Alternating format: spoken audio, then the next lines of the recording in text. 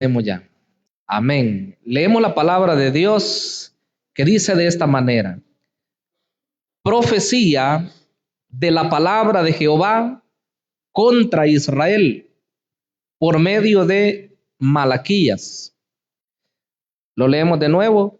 Profecía de la palabra de Jehová contra Israel por medio de Malaquías. Amén. Oremos. Padre que estás en los cielos, te damos gracias, te honramos, Señor, te exaltamos, bendecimos tu nombre precioso, mi Rey. Pues nos permites una nueva oportunidad, un nuevo tiempo, Señor, de bendición, en el cual podemos alegrarnos, podemos gozarnos en tu presencia, Señor. Queremos pedirte también, Señor, que nos hables, que tu palabra, Señor, pueda edificarnos a nosotros. Gracias, Señor, en el nombre de Jesucristo. Amén. Y todos decimos amén. Gloria a Dios. El tema de hoy, pues, es introducción a Malaquías.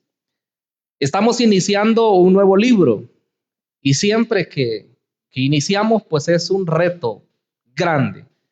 Así lo tomo.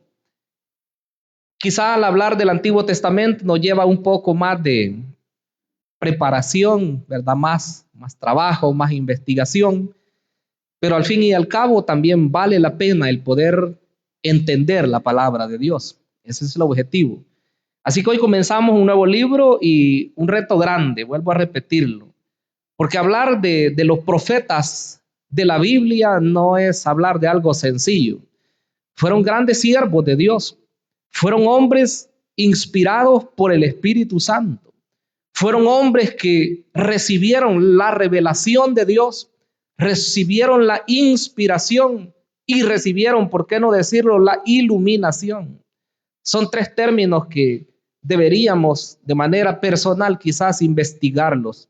Yo le motivo a usted, aunque no sea usted un estudiante de teología o de la Biblia de manera formal, pero sí es bueno que manejemos algunos términos. El término, repito, revelación, inspiración, iluminación, son términos importantes.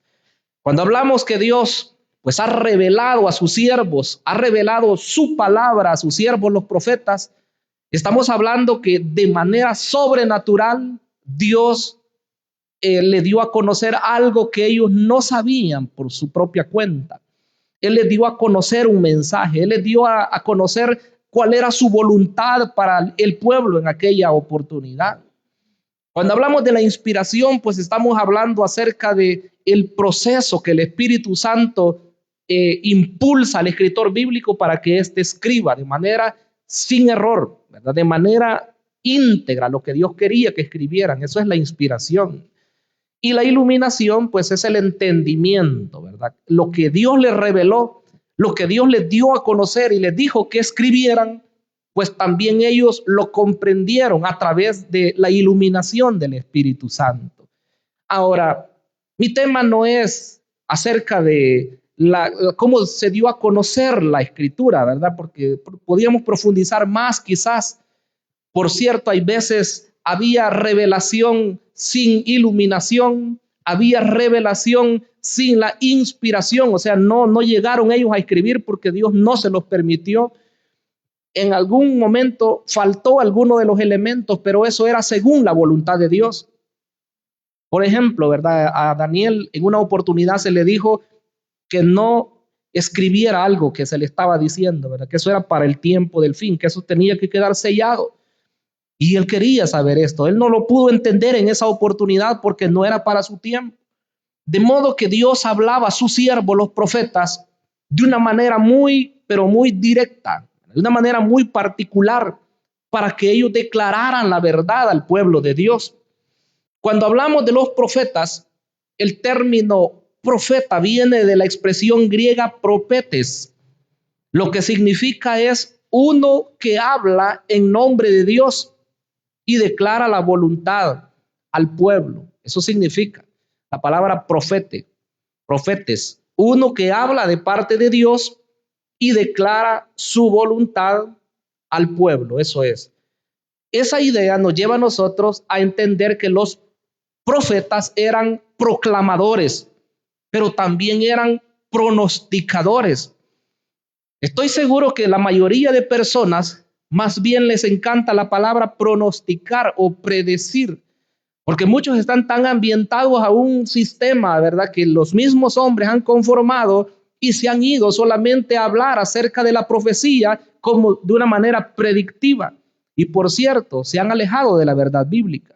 No que no haya predicción en la escritura, pero la primera función de la profecía es proclamar. Dicho en palabras nuestras, es declarar, es predicar, es dar a conocer el mensaje de Dios. Como hemos hablado en muchas oportunidades acá y más puntualmente con los estudiantes del instituto, la palabra fue declarada en diferentes momentos para un pueblo en específico.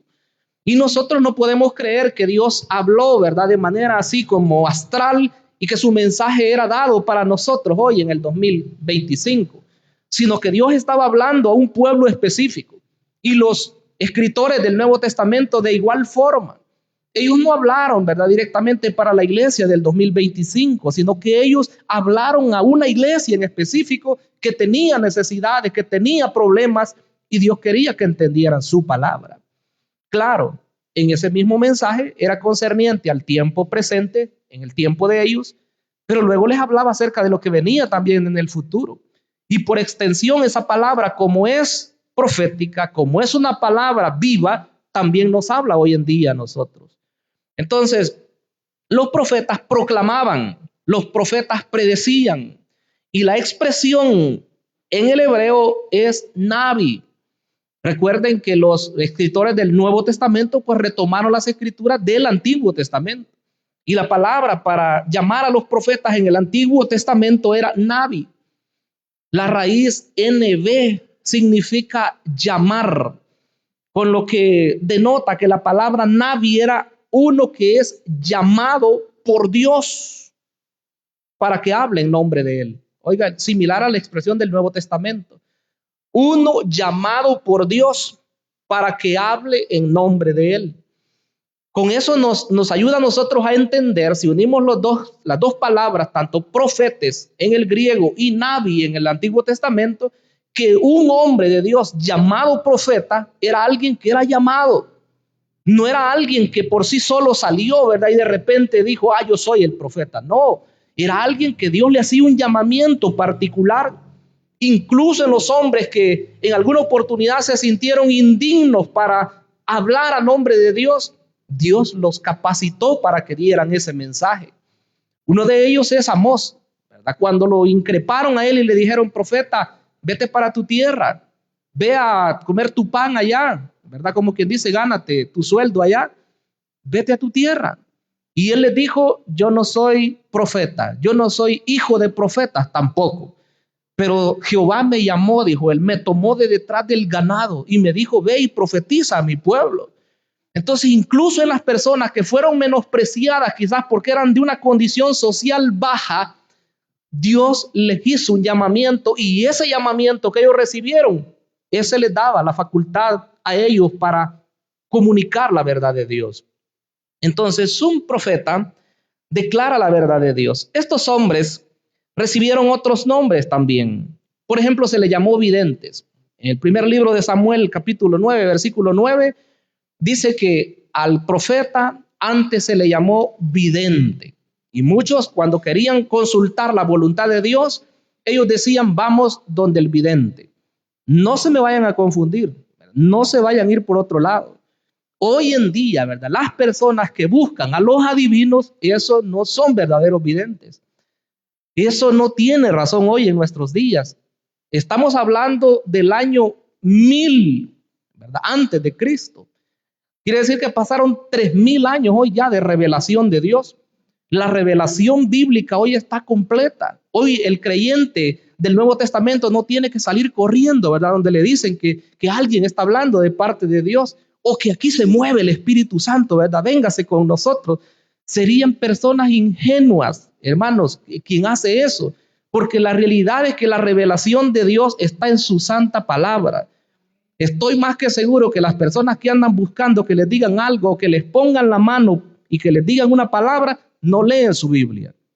Estoy seguro de eso, Porque si leyéramos la Escritura, hermanos amados, nosotros caminaríamos en la obra del Señor y ahí iríamos felices.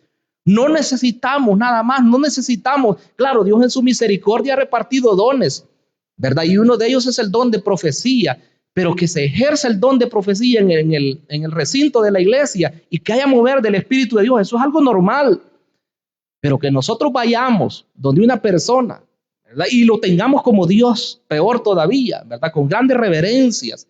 Eso no es bíblico, eso es antibíblico. O las personas, ¿verdad? Que van y consultan de otro que le dicen hermano o hermana, y esas personas lo que son brujos. Brujos, así en la palabra, literal. Entonces hay que tener cuidado. El vidente de aquel tiempo era un profeta llamado por Dios, que conocía la escritura, conocía la ley y hablaba palabra de Dios. Y lo llamaban, lo consultaban porque la gente no tenía Biblia.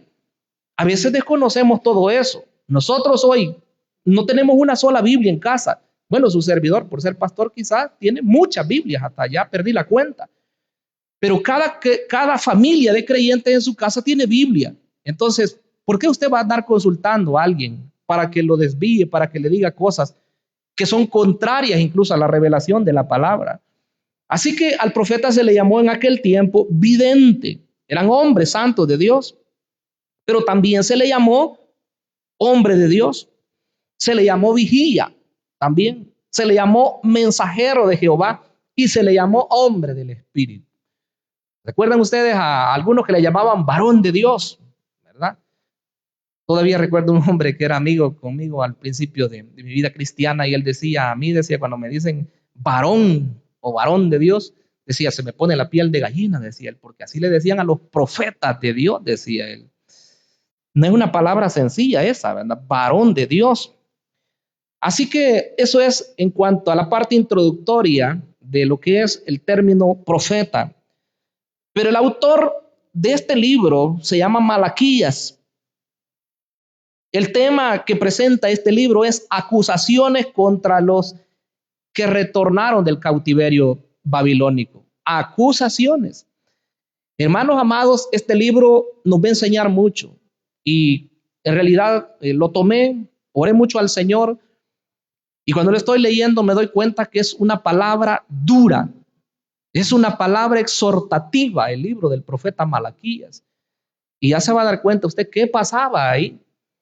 El pueblo de Dios estaba completamente extraviado. El pueblo de Dios ya no le importaba si algo le agradaba a Dios o no. Ellos eran ritualistas y nosotros podríamos quizás volvernos ritualistas en algún momento. Que voy al culto, ¿verdad? El día martes porque estudio.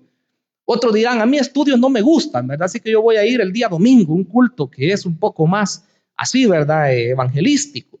O yo voy a ir cuando canten las mujeres, o yo voy a ir cuando canten los hombres.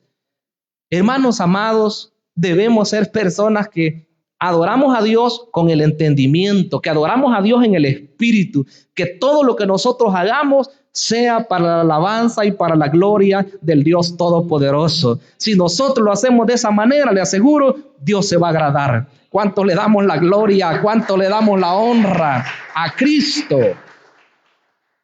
Entonces el tema son acusaciones contra los judíos que habían retornado de Babilonia.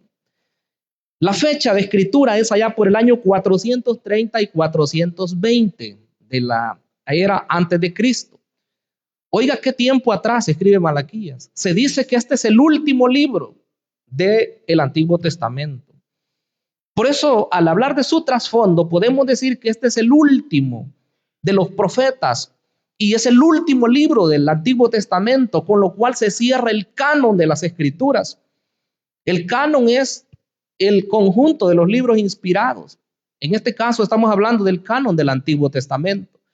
Cuando Dios inspira, Él da a conocer su revelación, ya lo mencionamos, pero llegó un momento en el cual esa revelación o esa inspiración cesó. Cerca del año 400, dicen algunos, y si este libro se escribe ahí cerca, ¿verdad? Por 430 o 420, desde ahí en adelante pasaron 400 años que no hubo revelación de Dios. Claro, usted me dirá, ¿y qué pasó en ese tiempo? ¿Será que todo se detuvo y todos se quedaron así estáticos? No, Israel siguió igual, pero desde ese tiempo no hubo palabra, no habían profetas que les anunciaran ya el mensaje verdadero de Dios. Sí surgieron otros, pero profetas falsos. Sí escribieron otros libros, pero fueron libros llamados apócrifos. No se consideraron como libros inspirados. Este fue el último de los libros de la Biblia. Es el último en la inspiración del Antiguo Testamento. El nombre Malaquías lo que significa es mensajero de Jehová. Oiga, qué precioso. Mensajero de Jehová. Por eso es que ese primer versículo dice profecía de la palabra de Jehová contra Israel por medio de Malaquías. El mismo primer versículo nos habla que es una palabra fuertísima. Dice que es palabra de Jehová contra Israel. Como que hoy dijéramos una palabra de Dios contra Nueva Jerusalén. O sea, no es a favor, es contraria. Pero dice que este nombre, Malaquías, ha sido objetado. Algunos han creído que por significar mensajero, que es la palabra malak en el hebreo, y el término que se le da a Malaquías es aquí malaki. Muchos han dicho que lo más conveniente fuera no considerar que el libro está hablando de un hombre que se llamara Malaquías, sino muchos han dicho que se está refiriendo a un ángel que era el que daba el mensaje de Dios en esa oportunidad. Pero ¿dónde queda la persona entonces? ¿Dónde quedaba el pueblo de Israel? Muchos dicen, no es posible que se refiera solamente a un ángel o a la forma como se dio el mensaje. Muchos lo traducen mi mensajero, ¿verdad? Por lo que dice en el capítulo 3, versículo 1.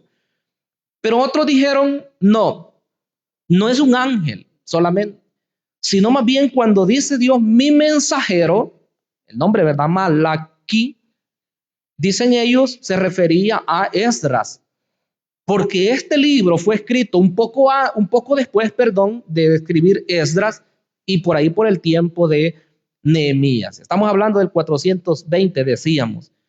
Con lo que se llega a la conclusión de que este libro fue escrito por lo menos 100 años después de Ageo y de Zacarías, que son los dos libros que le anteceden. Los libros escritos después del cautiverio babilónico son Ageo, Zacarías y Malaquías, ¿verdad? Pero esos primeros dos, repito, se escribieron 100 años antes, allá por el año 520 antes de Cristo, y este se escribe cerca del 420, decíamos. Entonces, pero otros dicen no pudo ser Esdras, sino más bien la conclusión es que tiene que haber un autor sagrado. Tiene que haber un hombre que se llamaba Malaquías. Entonces, muchos dicen a esa palabra Malaquí le agregaron la palabra ya en el hebreo, ¿verdad? Para que dijese Malaquías. Y sí se considera que hay un hombre llamado así, ¿verdad? Que no era solamente por la palabra mensajero, sino más bien que era un hombre que se llamaba Malaquías. Este ministerio, pues como decíamos, se desarrolla ya cuando ellos han vuelto de la cautividad de Babilonia. Ya el templo ya está construido de nuevo.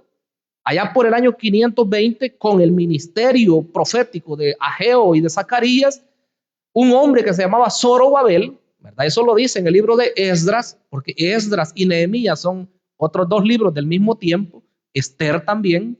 Así que podemos hablar de 6 libros que fueron escritos después del retorno de la cautividad. Me refiero a lo que tiene relación con esto, porque muchos dicen que también las crónicas se escribieron por ese tiempo. Pero veamos, ya se había construido el templo, estaba la adoración nuevamente ya, ¿verdad?, en boga, pero resulta que el sistema ritual se había vuelto monótono. Como que nosotros, ¿verdad?, hoy viniéramos acá y cantamos y muy bonito y todo eso y oímos la palabra y está bien, pero al final pues nuestra vida no cambia. Hermanos, ahí está el detalle. ¿Qué es lo que quiere Dios para nosotros? Quiere que cuando venimos aquí que levantemos nuestras manos y que adoremos y que nos postremos y que cuando oigamos la palabra también tengamos reverencia, pero también quiere que ese cambio lo haga la palabra dentro de nosotros y que si éramos malvados antes de Cristo, hoy ya no, ¿verdad? Y que seamos cada vez mejores y que seamos personas que la gente diga, esa persona sí es un hijo de Dios. Esa hermana sí es una hija de Dios. Que hay un cambio. Entonces, su sistema ritual se había vuelto así un poco aburrido. Malaquías 1:8 dice, y cuando ofrecéis el animal ciego para el sacrificio, no es malo, pregunta. Asimismo, cuando ofrecéis el cojo o el enfermo, no es malo. Preséntalo pues a tu príncipe. ¿Acaso se agradará de ti o le será acepto? Dice Jehová de los ejércitos. Oiga el reclamo de Dios. Cosas que no servían le ofrecían a Dios. Y más abajo hay una maldición, hermanos. Por eso digo que este libro es fuerte. Dice, maldito aquel, dice que teniendo varón, porque eran varones los que ofrecían, ¿verdad? Eran bueyes o eran cabras o eran ovejas, varón. Maldito aquel, dice que teniendo varón ofrece lo ciego, lo cojo o lo que no sirve, dice a Dios. Oiga, porque Dios dice que Él demanda lo mejor, ¿verdad? Si es adoración, lo mejor de nosotros. Si es una ofrenda económica, lo mejor de nosotros. Si es un servicio cualquiera que ofrecemos acá, lo mejor de nosotros. Eso dice el Señor. Entonces ellos se habían vuelto un poco descontinuados en la parte espiritual. En el 4:4, mire lo que dice, Malaquías 4:4, acordaos de la ley de Moisés, mi siervo, al cual encargué en Horeb ordenanzas y leyes para todo Israel. Acuérdense de la ley, les dice Malaquías. ¿Qué dice la ley? ¿Qué declaró Dios por medio de Moisés? Lo que le dio en el monte. Aquí dice monte Horeb. El monte, este monte tiene varios nombres. Allá decía el monte Sinaí. Entonces Malaquías profetiza cerca de un siglo después, decíamos, de Ageo y de Zacarías, sus antecesores. Pero ¿cuál es el propósito de este libro? Toda escritura tiene un propósito. Todo mensaje tiene un propósito. Este pueblo, hermanos amados, se habían vuelto, oiga la palabra, cínicos. Se habían vuelto personas que no les interesaba si algo a Dios le agradaba o no le agradaba. Más adelante incluso ellos llegaron a decir, nosotros tenemos por bienaventurados a aquellos que son malos. A ellos tenemos por bienaventurados. Qué terrible. Y esas personas dicen, no solamente hacen lo malo, sino que se salen con la suya también. Entonces ellos estaban viendo que los malos prosperaban. Algo así como el Salmo 73, ¿verdad? Que Asaf estuvo a punto de hacer lo malo también, cuando veía que a todos les iba bien, ¿verdad?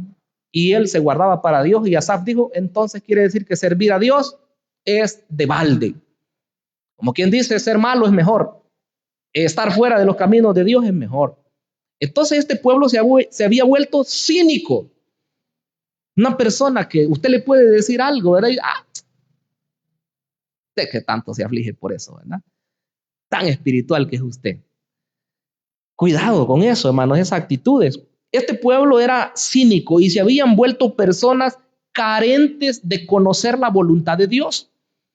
O sea que hasta este momento ellos ya estaban siguiendo su camino, ¿verdad? Ellos estaban haciendo lo que ellos querían y no les interesaba si esa era la perfecta voluntad de Dios. Y eso venía a concluir en que su percepción espiritual estaba nublada. Cuando una persona comienza a alejarse y alejarse de Dios, llegará el momento en el cual todas las cosas que antes sabía que eran malas y que lo ha leído en la escritura, después se le volverá algo normal. De ahí dirá, Dios me conoce, ¿verdad? De todos modos, pues yo voy a ir ahí a la iglesia, ¿verdad? Y, Dios ya me conoce. Dios sabe que soy humano y que pues le fallamos. Al final todos le fallamos, pues sí. Bueno, ¿verdad? Hay que tener cuidado porque si bien es cierto que nosotros somos seres humanos todos y estamos en la carne, ¿verdad? Eso no se quita. Todos estamos en un proceso de santificación permanente, pero eso no es una excusa para decir, hermanos, entonces no nos preocupemos, ¿verdad? Si yo, pues mi carácter es explosivo así, ¿verdad? No, tolérenme así. O si Dios dice que hay que cambiar. Esas malas palabras, ¿verdad? Que decía en aquel tiempo, hoy ya digo menos. Tenga cuidado, porque hay gente así se excusa, ¿verdad? No, dice que hoy ya es menos lo que hago. Otras personas dicen, ¿verdad? Si se tomaban unos cuantos tragos, hoy se toma menos, dicen. Y entonces, ¿y el cambio, pues, dónde están? Es acomodar la palabra a nuestra conveniencia. Ese es el detalle. Entonces, la percepción espiritual de ellos estaba nublada. El propósito entonces de Malaquías era confrontar al pueblo de Israel y hacerle reconocer que se habían alejado a kilómetros de la voluntad de Dios y hacerlos que se arrepintieran y volvieran de nuevo a adorar al Dios verdadero. Ese es el propósito del libro. En el capítulo 2 y versículo 1 dice, y ahora pues, oh sacerdotes, miren los primeros que exhorta. Hoy dijéramos a los pastores, a los líderes. Ahora pues, oh sacerdotes, para vosotros es este mandamiento. Si no oyereis y si no decidís de corazón dar gloria a mi nombre, ha dicho Jehová de los ejércitos, enviaré maldición sobre vosotros y maldeciré vuestras bendiciones y aún las he maldecido porque no os habéis decidido de corazón. Oiga lo que dice Dios. Esa palabra es durísima. Y en el versículo 10 se dirige al pueblo. ¿No tenemos todos un mismo Padre? ¿No nos ha creado un mismo Dios? ¿Por qué pues nos portamos deslealmente el uno contra el otro, profanando el pacto de nuestros padres? Prevaricó Judá, y en Israel y en Jerusalén se ha cometido abominación, porque Judá ha profanado el santuario de Jehová, que él amó, y se casó con la hija de Dios extraño. Se habían ido a dioses extraños y dejaron al Dios verdadero. Entonces Dios viene y los exhorta duramente y les dice, ustedes tienen que retornar, tienen que volverse. Pero quiero mencionar una visión panorámica, lo que vamos a seguir en el estudio. Hay 7 temas, 7 profecías que se mencionan acá en este libro. El primer tema que veremos en la próxima oportunidad es el amor de Dios por Israel. Y ahí nos vamos a identificar nosotros. El amor de Dios por la iglesia. Y usted verá los privilegios que tenemos. Luego el siguiente tema es denuncia contra los sacerdotes. Esa palabra va a ser directa para los predicadores, para los líderes. Dios habla fuerte a aquellos que dirigen a su pueblo. Número 3, la idolatría y matrimonios mixtos. Era terrible. No solamente se habían ido buscando a otros dioses, sino que algunos se habían divorciado de sus esposas y se habían casado con otras extranjeras, paganas. Eso habían hecho. El cuarto tema es el Dios de justicia. Dios habla y dice, eso no es así. Y les habla cuál es la verdad. Número 5, el tema de la retención de los diezmos. Eran personas que como ya no les interesó nada, ni siquiera con la parte que a ellos les correspondía de las ofrendas, estaban cumpliendo. El tema número 6 es los justos y los malvados. ¿Hay diferencia o no hay diferencia entre los malos y los buenos? Malaquías dice. Dice que va a llegar un día en el cual vamos a diferenciar entre el que le sirve a Dios y el que no le sirve, entre el justo y el injusto. Hoy parece que todos son iguales, ¿verdad? Y el tema número 7 es Elías y el día del Señor. Vendrá un día cuando viene de nuevo el mensajero que prepara el camino, así como lo hizo en la primera venida, y Cristo vendrá de nuevo a la tierra. Así que hay palabra suficiente acá para estos próximos días. Pero luego este libro tiene algunas características especiales del libro de Malaquías. Esto me hace recordar cuando uno de mis antiguos enseñadores decía él, cuando estudiábamos algunas cartas del Nuevo Testamento, esta carta, decía él, es la número 1, decía, esta es la más hermosa, decía él. Y nos explicaba por qué. Lo raro es que cuando seguíamos a otra carta, él decía, esta carta es la mejor, decía, esta es la número 1 del apóstol, decía. Y luego nos decía por qué. Y cuando uno comienza a estudiar cada libro de la Biblia, hermanos, uno quiere decir que eso es lo más hermoso que ha encontrado, porque cuando uno entiende la palabra, entonces Malaquías tiene características importantes. Mire la primera, dice que tiene un estilo dialéctico de preguntas y respuestas para dar su mensaje. Ningún otro profeta declaró su mensaje así.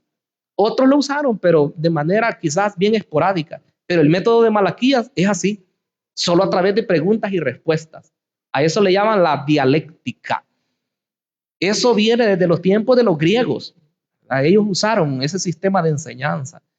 Y no sé si ese método me gusta a mí, pero mi forma de enseñanza muchas veces a través de preguntas en el bíblico, ¿verdad? Uno mide a las personas para ver el grado de aprendizaje.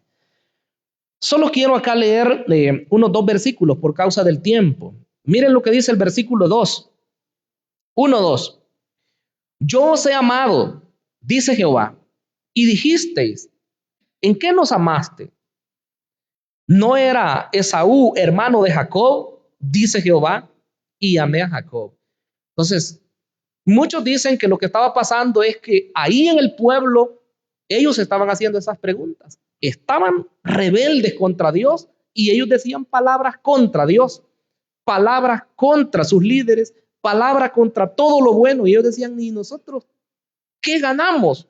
Entonces él les hace las preguntas que ellos mismos estaban haciéndose y les vuelve a responder con otra pregunta.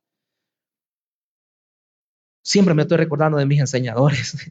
Tuve otro que él decía, cuando alguien hace una pregunta, decía, es mejor no darle la respuesta así bien sencilla que le entienda, sino más bien hacerle otra pregunta para que él mismo reflexione y su mente trabaje también, decía él. Así que él, cuando le preguntábamos algo, nos lanzaba otra pregunta. Claro, ahí iba la respuesta. Eso es lo que está haciendo Malaquías. Cuando ellos le dicen, porque ellos habían preguntado, ¿en qué nos amaste? Y él les hace otra pregunta. ¿No era Esaú hermano de Jacob? Y esto lo vamos a desarrollar en otra oportunidad. Solo quería que viera las preguntas. En el versículo 6 dice, el hijo honra al padre y el siervo a su señor. Sí, pues, soy padre, si soy yo padre, ¿dónde está mi honra? Ahí está otra pregunta. Y si soy señor, ¿dónde está mi temor? Y el método sigue, más abajo dice, y dice Jehová de los ejércitos a vosotros, oh sacerdotes, que menospreciáis mi nombre y decís, ¿en qué hemos menospreciado tu nombre? Repito, solo estamos viendo las preguntas. No voy a explicar eso ahorita. Y más abajo sigue diciendo en el 7, en el 8, en el 9 y en el 3 y en el capítulo 4 sigue lo mismo haciendo preguntas. Solo así se dirige este libro. Una forma dialéctica le llaman. Otra característica del libro es que es, ya decíamos, el último de la revelación del Antiguo Testamento. Característica número 3, la frase Jehová de los ejércitos ocurre 24 veces en este corto libro de 4 capítulos. Jehová de los ejércitos, a cada rato. Versículo 4 del capítulo 1 dice, cuando Edom dijere, nos hemos empobrecido, pero volveremos a edificar lo arruinado. Así ha dicho Jehová de los ejércitos. Ahí está la palabra. Más abajo en el versículo 6, el hijo honra al padre y el siervo a su señor. Si pues soy yo padre, ¿dónde está mi honra? Y si soy señor, ¿dónde está mi temor? Dice Jehová de los ejércitos. Y así sigue hacia abajo. Para que avance, quiero que leamos el versículo 10. ¿Quién también hay de vosotros, dice, que cierre las puertas o alumbre mi altar de balde? Yo tengo complacencia y ya yo no tengo complacencia en vosotros, dice Jehová de los ejércitos. Y el 11, porque desde donde el sol nace hasta donde se pone es grande mi nombre en todas las naciones. Y en todo lugar se ofrece a mi nombre incienso y ofrenda limpia, porque grande es mi nombre en todas las naciones, dice Jehová de los ejércitos. Y ya no sigo leyendo porque lo mismo dice en todos los versículos que tengo acá. Dice Jehová de los ejércitos. Cuando desarrollemos el texto, pues explicaré a qué se refiere esa palabra. Se refiere a varias cosas, el término Jehová de los ejércitos. Y la cuarta característica de este libro es que anuncia la venida del mensajero de Dios. Alguien que va a venir a preparar el camino del Señor. Y el Nuevo Testamento pues lo confirma que es Juan el Bautista. Ahí se cumplió. Y eso es lo último que quiero tratar hoy en los minutitos que quedan. ¿Cuál es el cumplimiento de Malaquías en el Nuevo Testamento?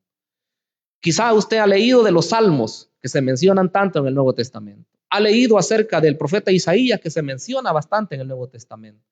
ha leído acerca de, ¿qué? Por decir algo, de Números, de Deuteronomio que se menciona en el Nuevo Testamento. Pues Malaquías también se menciona en el Nuevo Testamento. Y por cierto, son profecías muy puntuales. La primera de ellas se refiere a el término que dice: a Jacob amé y a Esaú aborrecí. En el capítulo 1, versículos 2 y 3, ya lo leímos. Solo quiero que lea Romanos 9:3. Dice Romanos 9:3: porque deseara yo mismo ser anatema, separado de Cristo, por amor a mis hermanos, los que son mis parientes según la carne. Estoy leyendo el 3, pero es el 13. Como está escrito: a Jacob amé, mas a Esaú aborrecí. Lo toma Pablo de Malaquías 1, 2 al 3. Dice: a Jacob amé y a Esaú aborrecí. ¿Qué significa eso? Repito, en los mensajes que desarrollemos lo vamos a ver. El segundo mensaje que se declara en el Nuevo Testamento también es referente al mensajero de Jehová, como decía hace un rato. En el capítulo 3 de Malaquías, versículo 1, dice el Señor: he aquí yo envío mi mensajero, el cual preparará el camino delante de mí, y vendrá súbitamente a su templo el Señor, a quien vosotros buscáis, y el ángel del pacto, a quien deseáis vosotros. He aquí viene, ha dicho Jehová de los ejércitos. Eso se cumple en Mateo 11:7 en adelante, donde el Señor pues declaró esa palabra. Mateo 11:7 dice: mientras ellos se iban, comenzó Jesús a decir de Juan a la gente: ¿qué salisteis a ver al desierto? ¿Una caña sacudida por el viento? ¿O qué salisteis a ver? ¿A un hombre cubierto de vestiduras delicadas? He aquí, los que llevan vestiduras delicadas en las casas de los reyes están. ¿Pero qué salisteis a ver? ¿A un profeta? Sí, os digo que más que profeta, porque este es de quien está escrito: he aquí yo envío mi mensajero delante de tu faz, el cual preparará tu camino delante de ti. Mira, ahí estaba la expresión. Entonces, cumplimiento, ¿verdad? Lo que había anunciado Malaquías, y en el Nuevo Testamento pues vemos su cumplimiento. Y la tercera profecía es la referente al Elías. En el capítulo número 4, versículo 5 de Malaquías, dice: he aquí yo os envío al profeta Elías antes que venga el día de Jehová grande y temible. Es una profecía referente a lo mismo que acabamos de hablar, porque el capítulo 11, versículo 14 de Mateo, 11:14 de Mateo dice: y si queréis recibirlo, él es aquel Elías que había de venir. Está hablando de Juan el Bautista, el Señor, ¿verdad? Cuando llegaron aquellos mensajeros y le preguntaron: ¿eres tú aquel que había de venir o esperamos a otro? Juan los había enviado. Y él solamente hizo muchos milagros y los envió de nuevo. Ya cuando ellos se van, el Señor se queda como poniendo en alto a Juan el Bautista, ¿verdad? Y ahora dice: él es aquel Elías que había de venir. Entonces, lo que había anunciado Malaquías lo vemos cumpliéndose acá en el tiempo del Nuevo Testamento. Así que este libro pequeño, ¿verdad?, de 4 capítulos nada más, tiene una riqueza incalculable. Y por cierto, el centro pues de ella es la adoración, ¿verdad? Y nos vamos a dar cuenta cómo el Señor nos llama a nosotros, y nos hemos alejado de la forma correcta de adorarle, a que lo hagamos mejor, ¿verdad? Y si lo estamos haciendo bien, pues qué bueno, ¿verdad?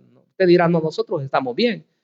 Dios mismo nos va a hacer sentir en nuestra conciencia si estamos bien o no, ¿verdad? A través de su revelación. Bien, quiero que oremos y demos gracias al Señor por esta introducción que hemos visto hoy de este profeta. Padre amado que estás en los cielos, te damos gracias. Tú eres, Señor, maravilloso, eres bondadoso con nosotros, Señor. Queremos pedirte que nos guíes siempre a través de tu palabra. Sabemos, Señor, que tú la has revelado para que sea nuestra guía. Tú has obrado, Señor, maravillosamente Y tu Espíritu Santo, Señor, es el que nos guía a la verdad, nos guía, Señor, a toda justicia. Te pedimos, Señor, que nos des suficiente luz, suficiente iluminación para comprender tu palabra bendita, Señor. Guíanos a través de tu Santo Espíritu. Te lo pedimos